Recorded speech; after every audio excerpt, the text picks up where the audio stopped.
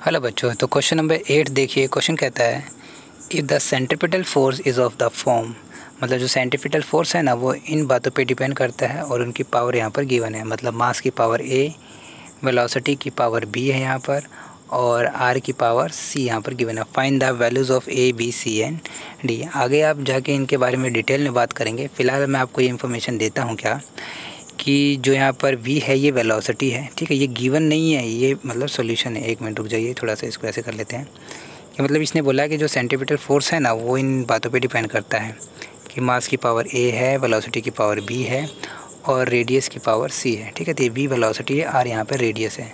अभी कौन सा रेडियस है बाद में आप देख लेंगे, ठीक है। फ़िलहाल यहाँ पे हमें पता है कि वेलोसिटी जो ये फोर्स है इसका डायमेंशन हमको पता है mlt-2, ठीक है। मास के लिए आप कैपिटल M लिखेंगे, यहाँ पर पावर a हो गया। वेलोसिटी के लिए क्या लिखेंगे, lt-1, ठीक, पावर b। r के लिए r एक रेडियस है तो लेंथ है तो l लिख देंगे, ठीक है।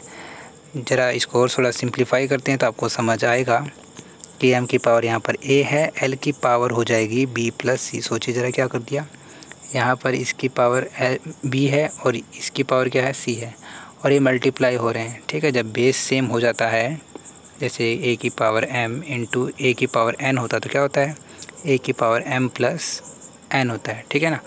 तो उसी तरीके से हमने यहाँ पर b + c कर दिया। अच्छा, t की पावर क्या हो जाएगा, t की पावर सिंपली -b हो जाएगा, ठीक है।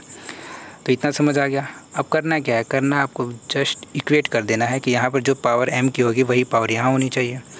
तो यहाँ पावर कितनी है, m की 1, और यहाँ क्या है a, तो a की वैल्यू कितनी आ गई, 1 आ गई। क्लियर इतनी बात। आगे देखिए, अगर आपसे पूछा जाए कि l की पावर यहाँ पर कितनी है, 1, तो वही पावर यहाँ होना चाहिए। तो यहाँ पर क्या हो जाएगा, 1 = b + c, ठीक है। अब इस इक्वेशन में दो वेरिएबल है और दोनों की वैल्यू हमें पता नहीं है, तो हम कुछ और सोचते हैं। तो हम तीसरी वाली इक्वेशन को देखते हैं कि यहाँ पर क्या है, -2 और यहाँ पर क्या है, -b।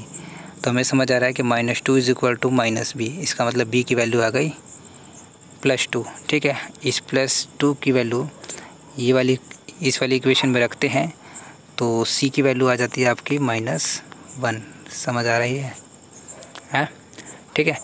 तो इस तरीके से a की वैल्यू 1 आ गई, b की वैल्यू +2 और c की वैल्यू -1, ठीक है। तो हमारे पास इक्वेशन क्या था, इक्वेशन था हमारे पास f = m की पावर a, वेलोसिटी की पावर b और रेडियस की पावर c। तो हमने क्या निकाला, m की पावर 1 निकाला, वेलोसिटी की पावर 2 निकाल दिया और r की पावर -1 निकाल दिया। इसको अच्छी तरीके लिखे तो इस तरीके से लिख सकते हैं mv²/r, ठीक है। तो ये रिलेशन हमें पता चल गया, ठीक है। या आप बाद में इसको डिटेल में देखेंगे आने वाले चैप्टर्स में, ठीक है। चलिए, थैंक यू।